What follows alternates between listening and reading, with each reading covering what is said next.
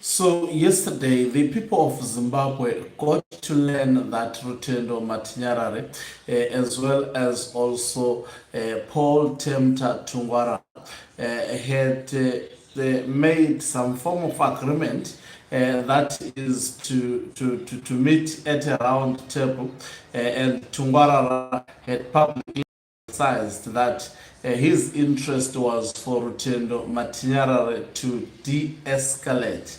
In simple terms, Tungwarara understood the impact that Rutendo Matinyarare had caused to ZANU-PF, and most probably he was aware that he may use more ammunition that was still in stock to dismantle the faction of Emerson Dambudzo Mnangagwa. I think Rutendo Matinyarare gave a clear picture of how deep-rooted corruption is within ZANU-PF. And the cause of him to do so, it wasn't to genuinely attack Gudawashe Takure, in my view, or to attack Emerson Dambudzo Mnangagwa. It is because he was not paid. That is what stands out, and that is what should not be forgotten by the people of Zimbabwe.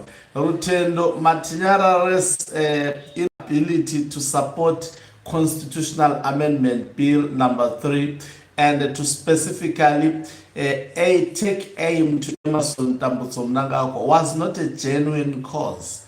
It was meant to force the parties to pay him for the work that he had done. He is feeling, he tells himself that he removed sanctions. He dealt with sanctions in Zimbabwe. He is the brains behind forcing the United States, the best country in the world, in all aspects, to take off sanctions. I do not think so. Were sanctions taken off from Zimbabwe? No, the sanctions are still in force because the leaders of ZANU-PF are still, sanctioned. In fact, they were upgraded to specifically focus on the trouble causers, who happens to be politicians. Greetings and welcome to your lovely channel, the Hlonipani Global News. If you are watching us for the very first time, please do remember to press the red or black subscribe button so that next time when we beam live, you become the very first one to watch us. Now, you know, there is a very, very controversial character in the Zimbabwean politics. And that is none other than Tungwarara. You know, when it comes to Tungwarara, you cannot get a clarity as to where exactly he stands, even within the factions of ZANU-PF. At one point, Tungwarara was attacking Gudawashe Takure left, right, and center. It was becoming overwhelming. And we saw Barakashi, the online team of Emerson Dambudzo Mnangagwa, at some point going against Paul Temta Tungwarara, some deciding to side with him until it de-escalated. Who was the brains behind that? Now, to me, I strongly believe at the moment Tungwarara enjoys support from Emerson Dambudzo Mnangagwa amongst the Zwikanandas. And why is Mnangagwa supporting Tungwarara? Because Tungwarara is not after political position, in my view. I'm sure even the Central Committee position, he was just to get into it. That's why you saw even the likes of Chris Mutswango defending him when he was attacked by the side of Gudawashe Takure. So he is that fellow who is after looting the resources. When it comes to political positions, he doesn't care. He is that fellow who is flexible with Mnangagwa, even remaining president up to 2050, and also creating a dynasty. To him, what matters is that he still enjoys looting, and he will bootlick Emerson Tambutso Mnangagwa to whatever extent to continually enjoy looting. On the other hand, Gudawashe Tagore was seemingly also eyeing the presidency. As much as he was supporting Mnangagwa financially, but the truth of the matter is that he had developed ambitions to become the president of Zimbabwe because economically he feels powerful. There is no economic sector in Zimbabwe without the fingerprints or the footprints of Gudawashe Tagore. So he saw himself as, you can hear even how he views people with money. He says, when you have got money, you have got power. That is the statement that came from him, a very dangerous statement and misconception. That does not work in politics. Because that on its own, that statement being shared by him demonstrated beyond reasonable doubt that he doesn't have a political muscle. Now, Rutendo, let's fast forward this. Rutendo came through. He has been exposing Tagore left, right, and center. And not only exposing, you see, one thing about Rutendo, he understands how to destroy relationships. And he had evidence, he had recordings, he had I'm sure he had even stored what I could call, in terms of information, a nuclear information that could have destroyed everything. And they saw that every day he's throwing bombs after bombs. The moment Themba Mliso, from the very beginning, was used by Tagore to come and try to neutralize Rutendo Matinyarara. Rutendo Matinyarara demonstrated power. Each and every time Themba Mliso took a step forward, Rutendo will take maybe 4 steps upwards. So Themba Mliso could not match him. And the last statement that was shared by Themba Mliso, it dismantled him so badly, to such an extent that Rutendo had to release an audio, and this time around, that audio demonstrated that Gudawashe Tagore did not support Constitutional Amendment Bill number 3 of 2026, and it demonstrated that Themba Mliso also accepts the reality that Gudawashe Tagore may not become the president. He understands the point. He's just playing PR politics to get money, but he understands that Gudawashe Tagore is far from actually inheriting power from Emerson Tambutso Mnangagwa. In that audio, he makes it loud and clear that he is doing what he is doing for the sake of from both. He exposed Mnangagwa, that is the most corrupt person.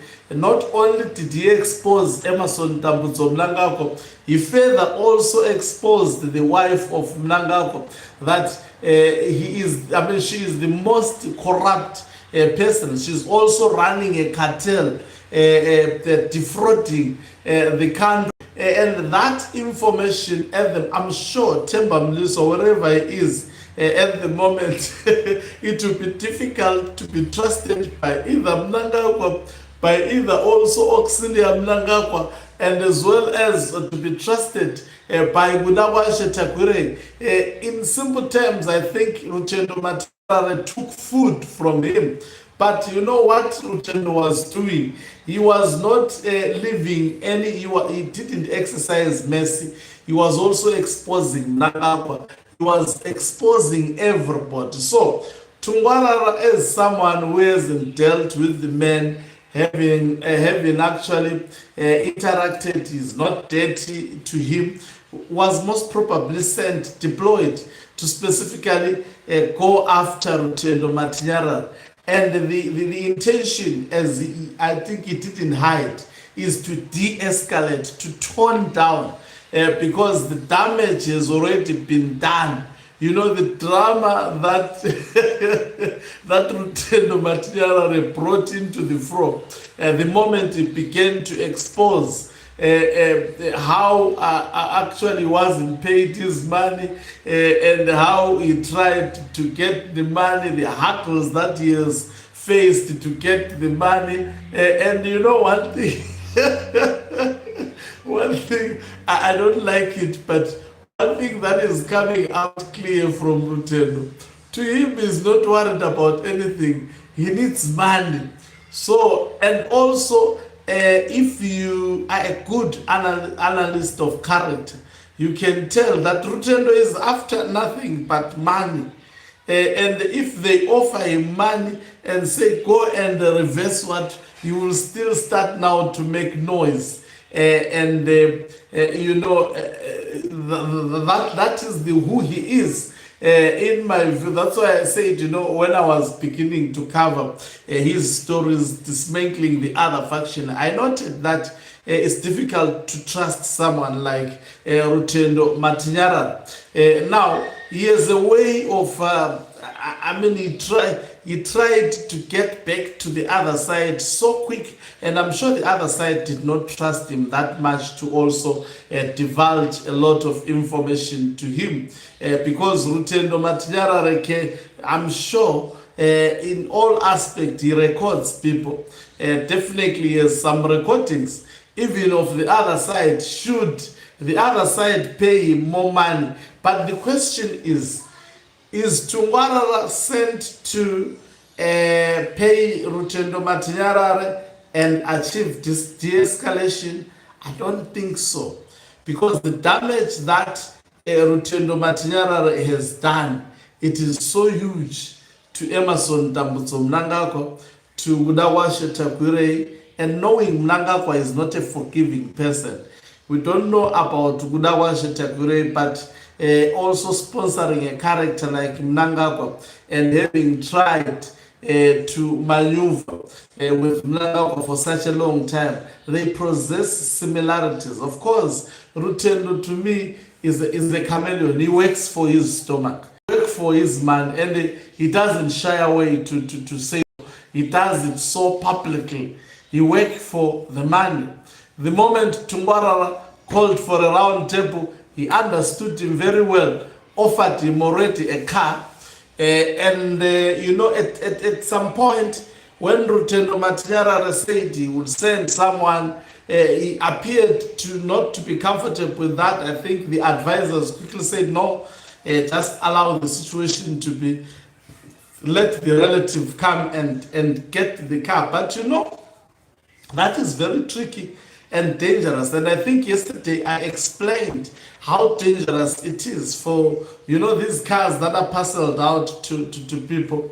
They can do anything for that car to become your coffin at the end of the day. And I spoke yesterday. I don't have to amplify and explain more what do I mean about that. If you check yesterday's video, I think I took almost 18 minutes dealing with all those aspects. But today I just want to show you that Mnangagwa is an unforgiving person. Even people who are working with him, like Professor Jonathan Moyo at the moment. Why Jonathan Moyo is not in Zimbabwe? Because he protection and everything, immunity from the judiciary, but still Jonathan Moyo is giving advice while still in Kenya, because he knows Mnangagwa hasn't forgiven him. So Rutendo Matinyarare, definitely they will try to put him on their armpits, and whilst he is still relaxing, thinking now he has been paid, he may not even eat a single cent out of the money that would be paid. At the moment, I saw excitement from him. I saw he was posting the language of reconciliation, believing what Paul Temta Tungwarara has already said.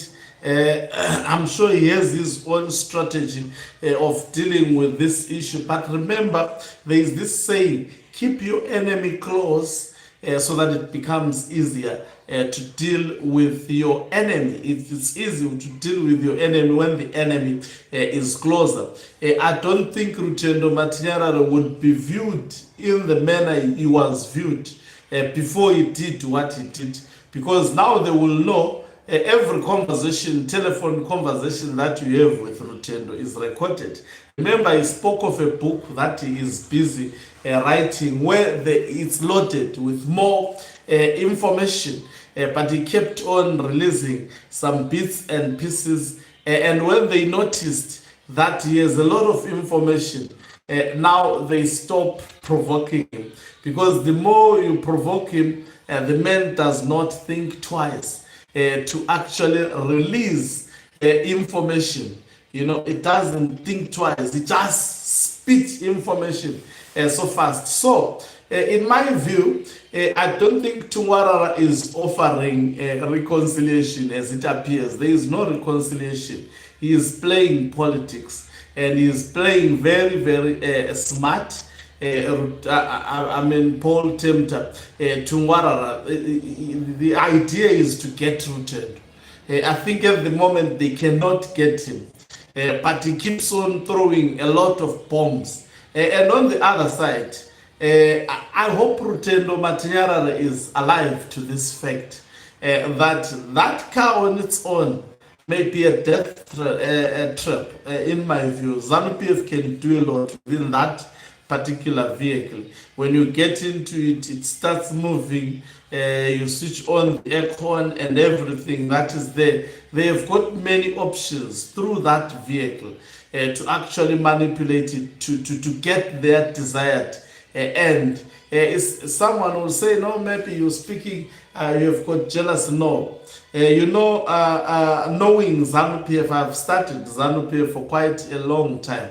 And having seen them, how they deal with their enemies, you have to be wise. You have to think twice before undertaking any decision to rejoin them, especially after causing so much harm. And I just pray that the other side of retired General Chiwenga did not release more information. I saw there was exchange of information in the process. Rutendo appeared to be trusted, and he was also forwarding some information. Likewise, when someone begins to do so, you listen up. If they did so, I hope they did not also they were not recorded. We are going to hear a lot of things if they did not play their cards careful. Rutendo records everyone he talks with.